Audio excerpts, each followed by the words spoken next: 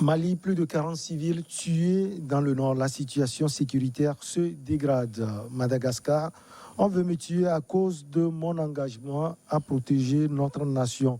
Ces propos viennent du président André Rajoelina. Burkina Faso, la CEDH suspend provisoirement l'extradition du frère de l'ancien président François Compaoré. Et puis Togo, les conclusions de la CENAP divisent l'opposition. Nous avons comme invité David Diagwavi de togosite.com. David, bonjour. Bonjour. Vous allez bien? Bonjour Eric, que j'ai du plaisir à retrouver sur le plateau ce soir. Eric Johnson, vous allez bien? Bonjour, ça va très bien, merci. Et toi? Je vais bien. Bonjour David, bonjour chers amis téléspectatrices et téléspectateurs de New Antilles. Vous savez comment je vous appelle?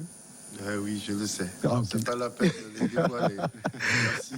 Allez, on commence par le Mali. Le bilan est tristement élevé. Plus de 40 civils ont été tués ce dimanche dans le nord du Mali lors d'attaques imputées à des djihadistes contre 3 localités proches de la frontière avec le Niger, ont indiqué un responsable militaire et des élus locaux, David Diagwavi. C'est triste ce qui se passe encore au Mali avec les assassinats et les meurtres qui ont été perpétrés ces derniers jours par les djihadistes. Le bilan s'alourdit tous les jours et toutes les minutes, il y a encore un nouveau bilan qui sort. Actuellement, c'est un bilan provisoire. Oui. Et lorsque vous mettez tout ça bout à bout, au bout d'une année, vous verrez que le Mali a perdu beaucoup de ses citoyens à cause du terrorisme. Et la question principale que l'on se pose est de savoir comment se fait-il que tout ceci se passe allègrement au vu et au su de tout le monde. Ouais. Où des terroristes prennent le malin plaisir de débarquer dans une localité, de rassembler les habitants et de commencer à les tuer.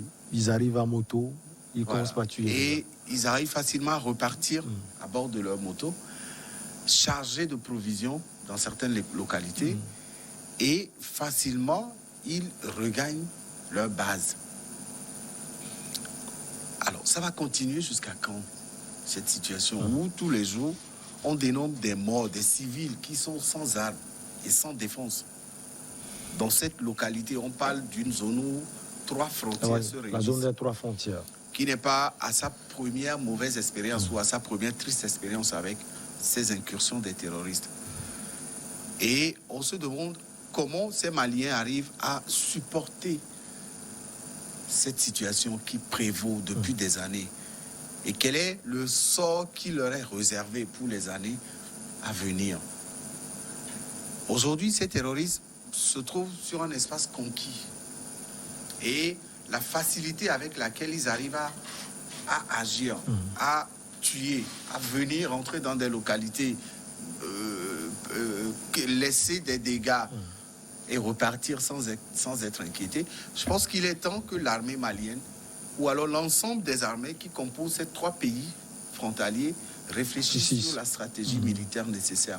Puisque c'est la même opération que ces djihadistes emploient. Ils viennent à moto, ils traversent des localités. Je ne pense pas qu'ils disparaissent de leur base pour apparaître mystérieusement dans les localités. Ils cheminent. Ils passent par des itinéraires qui sont tracés à l'aller et au retour. Et donc, on ne comprend pas que c'est après cette tuerie que on se rend compte qu'il y a une faille dans la mise en place de ces stratégies. Et surtout que c'est répétitif. Et c'est régulier, malheureusement. Et donc, ces villageois, aujourd'hui, s'interrogent. À quel sort ils sont destinés? Voilà la grosse interrogation. Et ça fait peur qu'on annonce 40 civils qui ont été tués, 40 civils désarmés qui ont été tués par des djihadistes, sans qu'aucun de ces terroristes ne soit mis aux arrêts, ou alors qu'il n'y ait de victimes enregistrées dans le rang des djihadistes. Aucun des djihadistes qui était arrivé hier ou avant-hier n'était pas arrêté. Il n'y avait pas d'arrestation ni de victimes au sein de leur rang. Ça interroge vraiment. Alors Eric, c'est la redondance de ces attaques qui cause un réel souci, comme David l'a dit tout à l'heure. Et apparemment, on nécessitera de le dire, ces attaques, surtout au nord du Mali, on en parle chaque jour et on n'arrive pas à trouver des solutions. D'abord, il faut qu'on comprenne l'origine de ces groupes djihadistes. Vous savez, ces gens-là, ce sont de fins stratèges. Ils n'agissent pas n'importe comment. Et moi, j'ose croire qu'il y a des complicités même au sein de l'armée malienne. Je ne veux pas faire l'apologie de l'armée française qui, à un certain moment, a contribué à ce qu'il n'y ait pas assez d'attaques dans le secteur dont nous parlons, c'est-à-dire la frontière. La zone des trois frontières. Des trois frontières. Franchement, je dis aujourd'hui, tout le monde fait croire que le départ de l'armée française au Mali va permettre de régler une fois pour de bon le problème du Nord Mali. Le problème du Nord Mali. On se trompe peut-être. Justement parce que regardez un peu, si nous voulons procéder par comparaison avec l'Afghanistan. Dès le départ des troupes américaines, tout de suite, les talibans ont repris service. Ils ont pris 3 provinces en une journée. En une journée. Ça veut dire que il y a forcément un souci qui n'est pas simple comme nous le pensons. Que c'est un fossé qui a été creusé et qu'il faut vraiment beaucoup de temps pour combler. Quand je lis un peu la façon dont ces djihadistes-là opèrent, la question que David posait tout à l'heure, comment cela se fait au vu au su de tout le monde et on n'arrive jamais à s'en prendre à ces gens-là ou à les capturer, à les traquer comme il faut. Ça veut dire tout simplement que, d'abord, je crois, on l'avait déjà dit ici, il y a un problème fondamental, un problème social qu'il faut déjà régler. En amont, aujourd'hui, ces djihadistes-là sont constitués en majorité de Maliens parce que c'est des gens... Il y a des problèmes sociaux. Évidemment. Et c'est des gens qu'on va coopter dans les villages avec des promesses mirobolantes, avec on fait tellement de trucs que finalement les gens sont emballés et c'est ces gens-là qui savent comment les gens peuvent venir dans un village sans se faire repérer et c'est eux qui donnent puisqu'ils maîtrisent les déplacements des gens. Quand on prend par exemple aujourd'hui avec les technologies et tout ça, c'est-à-dire que un mouvement dans un pays doit forcément être connu des services de renseignement.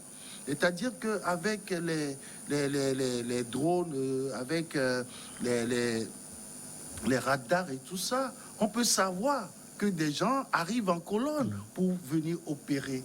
Mais comment ça se fait que jamais on ne connaît pas leur position à l'avance et maintenant leur base se trouve sur un territoire? Qu'est-ce qui se passe? Ça veut dire que... Peut-être parce qu'ils sont aussi nomades, c'est la zone des 3 frontières, ils sont partout. Oui, justement, c'est pour ça que je disais au départ que c'est de fins stratèges. Ils sont éparpillés partout. Pour opérer, ils se regroupent rapidement, ils opèrent et puis ils s'éparpillent de nouveau. Ça veut dire qu'il y a une coordination. Une vraie coordination. Et donc, ce que je pense, c'est que les forces étrangères qui sont sur place, l'Union africaine, l'ONU et les puissances Ça, ce sont des propositions. Oui. étrangères devraient forcément coordonner leurs actions. Parce que quand vous y allez en rang dispersé, chacun avec sa stratégie, je ne pense pas qu'on viendrait à bout très rapidement de ces djihadistes. La coordination des actions militaires, comme Eric l'a dit, elle est on ne peut plus importante aujourd'hui, David. Bah là, tout le monde s'accorde là-dessus. Tout le monde est favorable à cette unicité d'action militaire, surtout pour ces 3 pays. On parle d'une zone frontalière de 3 pays.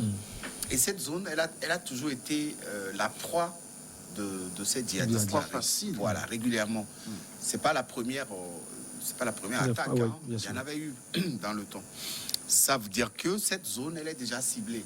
Et donc, il faut centraliser toutes les actions militaires à partir de cette zone. Et poser les actions réelles qu'il faut. Aujourd'hui, moi, je suis déçu quand j'entends dire que la France doit venir aider. La France, elle était au Mali. Elle était au Mali, elle était au Tchad, elle était au Cameroun, etc. Mais on a vu, les terroristes revenaient toujours régulièrement. Et peut-être que si c'est que la France n'était pas là, comme Eric l'a dit. Et donc, si la France n'est pas là, peut-être que c'est le chaos. Il faut que les États, ces États-là, quand on parle du Mali, quand on parle du Nigeria, c'est des vastes étendues. Ça veut dire que vous devez renforcer votre effectif militaire. Le Mali a les moyens pour le faire. La paresse de ces pays francophones, là, c'est qu'à chaque fois, ils attendent que la France leur vienne en aide. Sur tous les plans. Développement, économie, finance et militaire, etc. Il faut tout aller prendre part à la France. Et à un moment, quand cette France est fatiguée, elle ne pourra plus rien faire. Et donc aujourd'hui, oui, il faut une coordination de toutes ces actions. Mais est-ce qu'il y a une volonté réelle de la part de ces chefs d'État, ces 3 chefs d'État-là? Moi, on me parle de G5. Quels sont les acquis que le G5 Sahel a apporté depuis sa création? Mais au final, c'est un gros budget que ce G5 Sahel a englouti pour aucun résultat.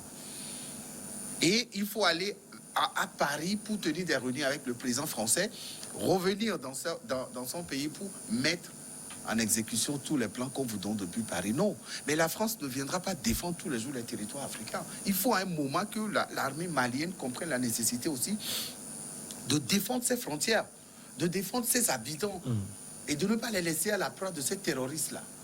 C'est vrai, ils ont des stratégies, mais je comprends aisément. On dit que c'est des terroristes, c'est des djihadistes, ils maîtrisent le terrain, etc. Mais moi, je dis, mais ils quittent un endroit pour un autre endroit. Oui.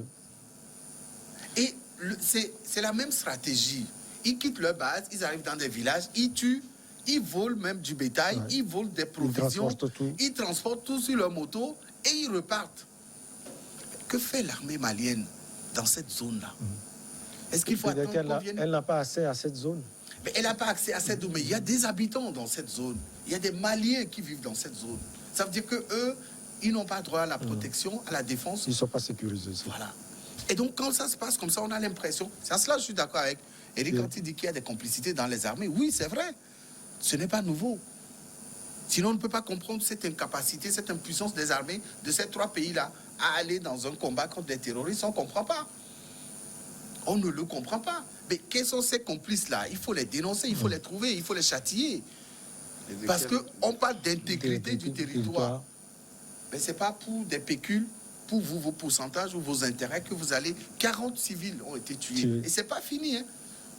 Les jours à venir, ça va revenir encore. Comme d'habitude. Allez, on va marquer la petite pause.